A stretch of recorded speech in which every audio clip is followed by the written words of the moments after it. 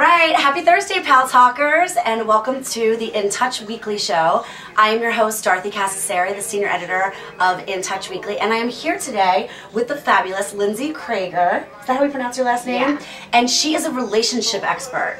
So anyone out there who has a few question marks about, what to do around the holiday season or that sort of thing, Lindsay's here to answer all of your questions. So you have a website, correct? Yeah. And what's the name of the website? Let all of our viewers know. IfOnlyIknew.tv. IfOnlyIknew.tv. What a great name for a website about dating.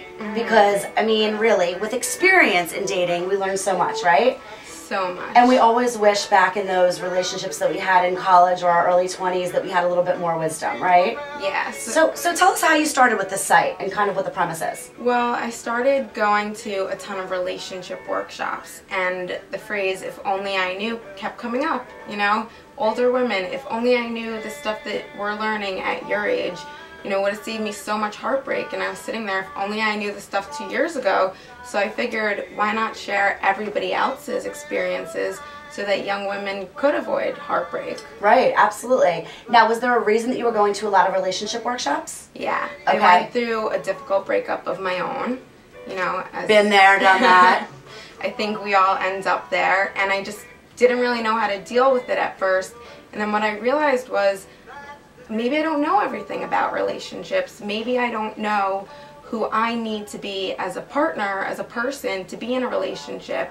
And I just wanted to know and find out. And when I was finding out, it's like, it's really unfair that other young women don't know. Because then we get stuck feeling like maybe we're not good enough to be in a relationship. But it's not about that. It's that maybe we just weren't given the right tools, the right information. We're just women out there doing the best we can with the knowledge that we have. Well, I like this idea because, you go to school, you learn math, you learn science, but as you're growing up and as you're meeting boys or, meeting girls, who's telling you how to act in relationships or who's telling you what to look for in a mate and all of those things. So that's a really, really great thing that you started this website, and it's kind of a go-to place that, people can check out. And what's on the website? Advice, stories? Tell us a little bit about it. Every Wednesday is Guys Not to Hump Day. So we go over like Mr. Text No Talk, like things that happen to all of us. Mr. My Phone Died, dated one of those. Mr. Trip, that guy that you meet on, that's up right now, guy that you meet on the holiday vacation and you fall in love with him. But there are these warning signs because it doesn't end up the way you want a lot of the times. So why not avoid those certain situations? And really, most times, it doesn't end up the way that you want it. Isn't that what dating is? I always tell my single friends, and told myself for a lot of years that it's such a process. And if it worked out every time, then there would never even be such thing as dating. So it's a personal journey.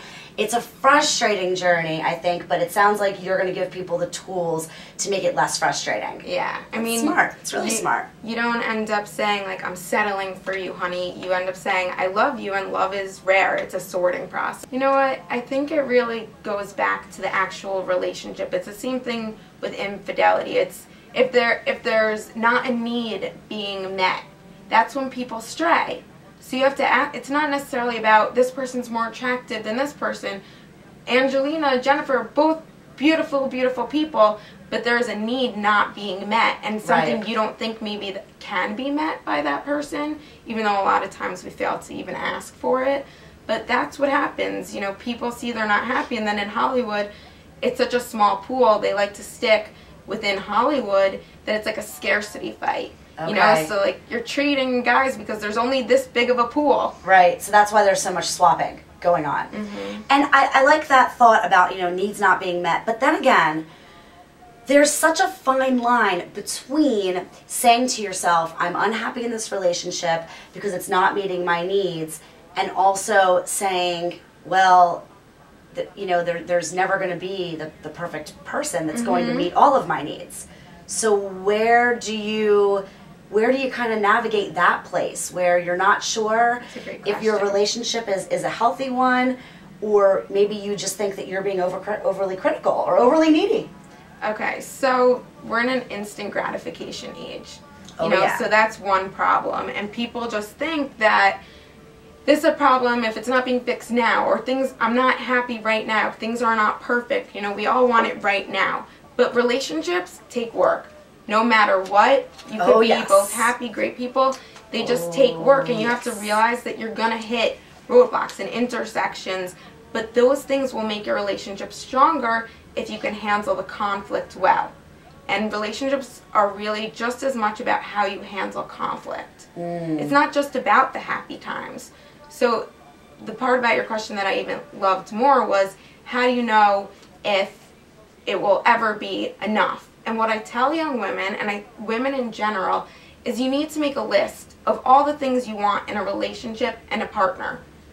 And then you need to go through that list, and you have to think about, would I rather be alone than with someone who isn't blank?